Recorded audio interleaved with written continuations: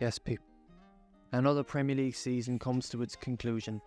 As expected, the inevitable, the all too familiar sight of Manchester City lifting their 4th Premier League in a row. 6 out of the last 7 they've won. My goodness gracious me. We say goodbye to those who couldn't stick around. And the whole point and topic of this video is to move on, I guess, to the shopping list of each and every team. All 20 clubs, who they need to sign, where they need to strengthen. I'm trying to keep this as realistic as possible with players that have been linked to certain clubs in the media, and maybe just a little sprinkle of my own opinion in there too. Starting with the Gunners.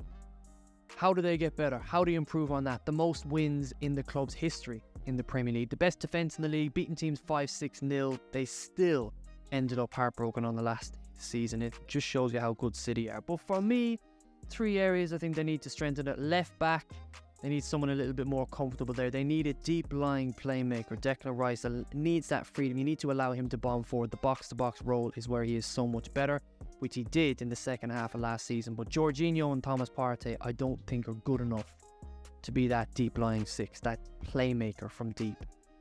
That's an area they need to improve. And we all know, of course, up front, a striker. That guy who's going to get to 20-25 goals a season. That guy who'll turn a half chance into a goal. That guy who will, in the 79th minute at the Etihad, pop up and make it 1-0 and win you the game and win you the league. It's a must. Maybe some cover for Bukayo Saka, because they got lucky with injuries last year, Arsenal. They need to bulk up the squad a bit more, perhaps. So, in step Mr. Jurrien Timber. I know some of you Arsenal fans are probably shouting at the screen, reminding me that he was injured all of last season. I know, and I think Arteta will keep faith in him. I think he'll stick with the Dutchman. In defensive mid, Zubimendi. He's been linked with Arsenal for quite a while. Fellow Spaniard, I think Arteta can whisper sweet nothings in his ear with that Spanish lingo and that handsome smile. I think he'll be able to get his man. That is exactly what Arteta needs, what Arsenal need, to allow Declan Rice further forward, to provide the tempo that Arsenal needs. Someone who can get the ball from the centre-backs, keep Arsenal ticking. And then Ivan Toney's been linked with Arsenal for so long, it has to be him. I know they've been linked more recently with Alexander Isak, Benjamin Sesko's the latest name, Victor Osimhen's name has been brought up a few times, but I think they will go with Ivan Toney. I also think his character, the almost arrogance that he has, the age that he's at, in a very young Arsenal squad with Premier League experience, he will hit the ground running. I think is exactly what Arsenal need. That is a title challenging, potentially title winning team. Next up, the mighty Villa. What a season they had. What a manager Unai Emery is. What an achievement. First time in 41 years they're back in the Champions League. And what a squad, what a team. And we forget the likes of Buendia was out for the whole season. Jacob Ramsey struggled with injuries. He's a great young player. That man in defensive midfield, Kamara, he is a beast. What a player he is. He was out so much of last year. It's a very good Aston Villa team. And actually more so, I think they just need to get rid of 3-4 players. There's a big squad there. They need to clear out a little bit of room to bring in 2 or 3 quality players. No more bullshitting. You don't want to stay in 7th or 8th. You want to maintain your top 4 status now. You want to maintain and stay as a top 4 club. That is your goal, to be there permanently. So you need to splash the cash. You need to bring in Champions League quality players. Find a way to implement Bailey, Watkins and Diaby up front. Kamara's back. I think they need a centre back and a centre mid of Champions League quality and Champions League experience. That's on the agenda for Villa. Douglas Luiz, by the way, I think will go. So to bring in that Champions League experience, step forward Jules Koundé and Carlos Soler. Maybe the Koundé one is slightly unrealistic, but Barca need to sell. They need money. There's financial issues. If Aston Villa approach them, offer them £50 million, God knows what can happen. But that is the type of standard of player they need to be bringing in. And I think Diego Carlos at 31, Tyrone Mings just not really good enough. They need someone like Jules Koundé coming in. Carlos Soler struggled at PSG. For whatever reason, it's not worked out for him. I think he's a good player. Spaniard connection with Unai Emery, I think is the kind of midfielder they need. Again, Champions League experienced player. That's the level they need to be at now. That's to maintain the top 4 status. That's the kind of player they need to bring in. Not Ross Barkley. By the way, what is Unai Emery doing bringing him in? That transfer makes no sense. Next up, the Cherries. Very decent season for Bournemouth. Took them a while to get going, but eventually they found the rhythm under Areola. Very decent manager, proving he is good enough to be here in the Premier League. And it's a very decent, capable Bournemouth team, but I think more so They just need to bide their time with Areola, continue to learn under him and develop as a team. I don't think there's many signings they can make to like push for Europe or whatever. I think more so it's about keeping Dominic Solanke, keeping Kirkage at left back, the likes of Alex Scott, embedding him into the team. Tyler Adams is going to be like a new signing. They got a decent centre-back pairing. There is experience, there is quality. And they just need to bring in someone like Hamari Traore at right back. I like Max Aarons, he's a good player, but anytime I see him, he makes a mistake. 32-year-old Hamari Traore, been in the Champions League, been at the African Cup of Nations, good right back. That's the kind of quality and experience they need. Bulk up the bench a little bit, bring in some quality there as well. But honestly, Philip Billing I think should be starting, Alex Scott and Tyler Adams. That's a good midfield trio. It's a very good attacking trio. It's a decent defence, particularly with Hamari Traore coming in. That's a good squad. It's a mid-table team. They'll stay mid-table. They just need to keep patient with Areola. Maybe next summer, continue bit by bit to push on. Right, Brentford. Tough season for them. Just about had enough quality to get out of that relegation scrap. It's going to be an interesting summer because I think it's inevitable they lose Ivan Toney, but they need to improve. Jan Elst and Namsgaard and all these guys are good players, but I think they need a little bit more quality, a bit more of an attacking threat. Different profile in midfield. They need another centre-back. Ben Mee's like 78 years of age now, and they need a new goalkeeper. Mark Flecken, I don't rate. But really, I think they just need a bit more luck with injuries this year. Couple of players to bring in.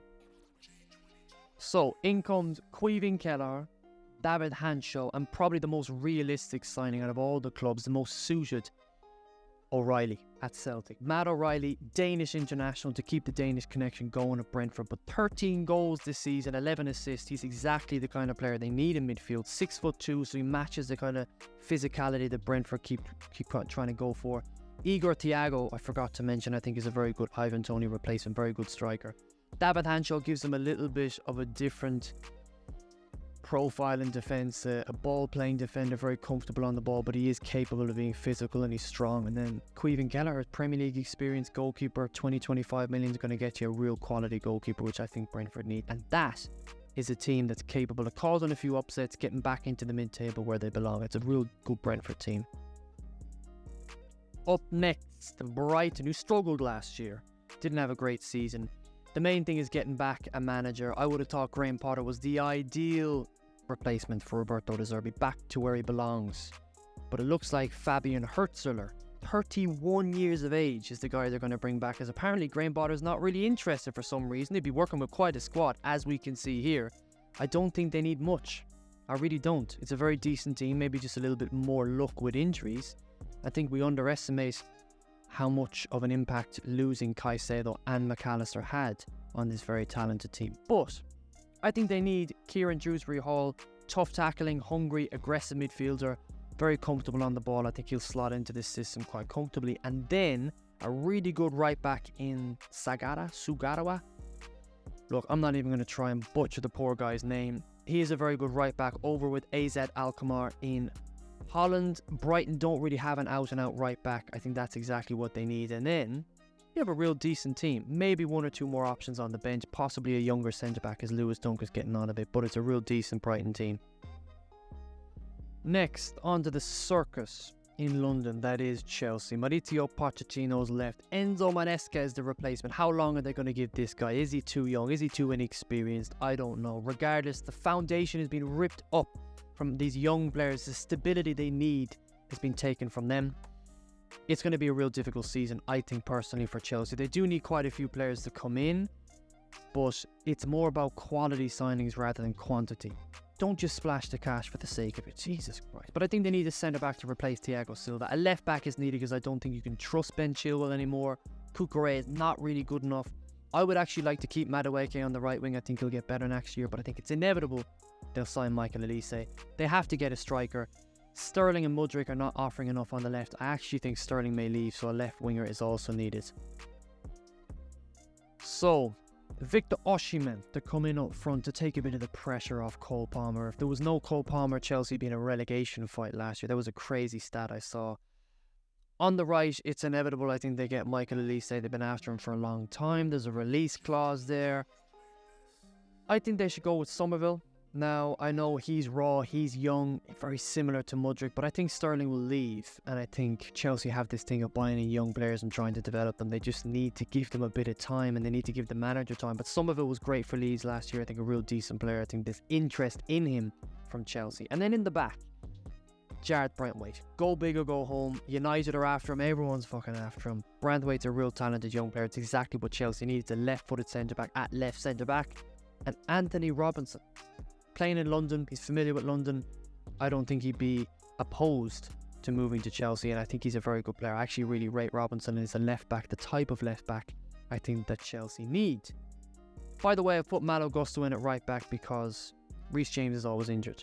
Let's be honest here, he's going to miss like 60 games next year. He'll probably play about 7 times. Malo Gusto's the starting right back. But that is a decent Chelsea team. Some may say they need a goalkeeper as well, but you need to give them time. Give Enzo Maresca time. It's going to be interesting to see how they get on next year, but I really see them struggling, to be honest. Up next, the Seagulls. What an end to the season they had. What an exciting project this is with Oliver Glasner. I think it is unfortunate that they will lose their star man, one of their key players in Michael Olise, but I think they should look to keep Mark Gahey. I know they've just signed Chadi Riyad, who's a left-footed centre-back. I think Gahey wants to go. Potentially he probably will go, but Cheick Doucouré will be like a new signing in that midfield. Was injured a lot of last year. Him and Adam Wharton is a phenomenal combo, but I think they need someone to replace Olise, a new left wing back, and if they are going to insist on 3 at the back, they need to probably bring in 2 or 3 centre backs. So in steps Casey McAteer. I know it's a downgrade on Michael Olise, a significant drop off in standard, but I rate the kid. I think he's good. Oliver Glasner could get the best out of him. Similar profile to Michael Olise, similar style of play.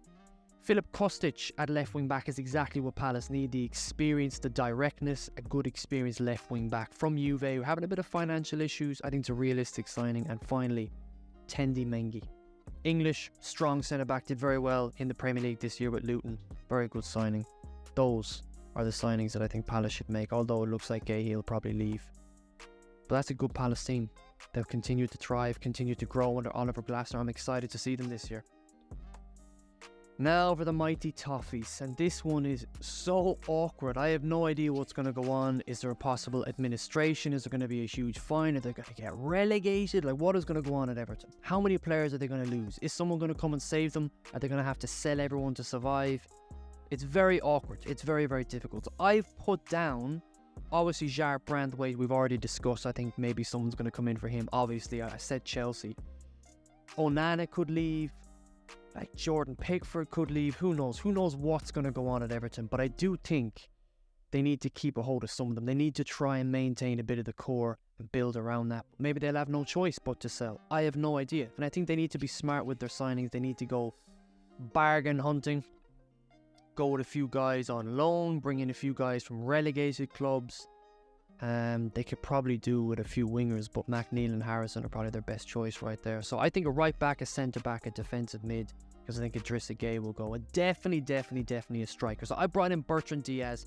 Very good season for in a terrible Sheffield United team. He settled into the Premier League very, very quickly. The main man at Everton, the target man at Everton, I think he could hit double figures, and that's what they need. Also, his teammate, Sander Berg. You could probably get the two of them 10-50 million each. Sander Berg is a good box-to-box, strong midfielder, young kid. He's only going to get better. Real decent midfielder to sit alongside Onana. Now, maybe Onana's going, I don't know. Clement Lenglet, left-footed centre-back to replace Branthwaite. He's been on loan at Spurs, at Villa last season. Maybe you can get another loan from him, from Barcelona. It's not any crazy money. That would be very smart from Everton. He's obviously a decent player. And then the one marquee signing, the £20-25 million man, to give Everton fans a bit of hope, if it's at all possible, Sergio Dest. Because Coleman is too old. Patterson needs a bit more time to develop. Sergio Dest, I think, is what Everton need. But can they afford it? Are half these players even going to be in the Everton team next year? I don't know. But that's what I think, or I hope they can do. Even as a Liverpool fan, I hope they survive. I want to see Everton in the Merseyside derby. And finally, lastly but not leastly, down in Craven Cottage, to end this part 1 of the video, we're finishing with Fulham. An underwhelming, disappointing season for them. They do need to splash the cash, and there will be cash to splash. They've not really spent a lot of the Mitrovic money. Palhinha, I think, will leave. I've already mentioned Anthony Robertson. I think he may go. They need an injection of quality, an injection of youth. There's some good players there they need to build around, like Pereira. Bassi is decent in defence. There's experience in Leno and that, but they need some quality to come in. Now, interestingly enough, while I was making these formations online, I couldn't actually find the two guys that I think Fulham should sign, the two Brazilian superstars, Wesley Gasova on the left wing, and a guy they've been linked with for a long time to replace Palhinha is Andre.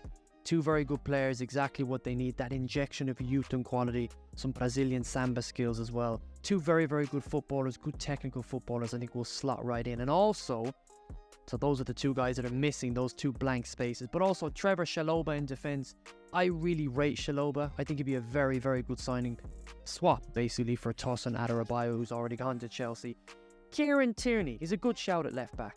Good kid, good player. Didn't have too many injuries on loan at Real Sociedad last year. I think Fulham should give him a chance. And finally, on the right, Silas, however you want to pronounce it. The guy's had a great season at Stuttgart.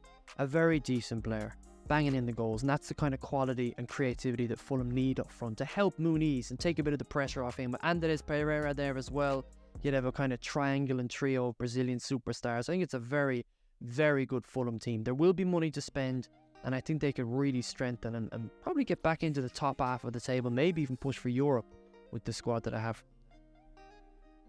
Nevertheless, people, that is it for part 1. Make sure you come back for part 2. Enjoy my shitty thumbnail here, but we got Man City, Liverpool, United, a busy summer for United. We got a lot of big clubs, Newcastle as well, Spurs, West Ham with their new manager, new setup. We got a lot of teams to cover in part 2. Make sure you come back, make sure you subscribe, and I'll see you guys in the next one.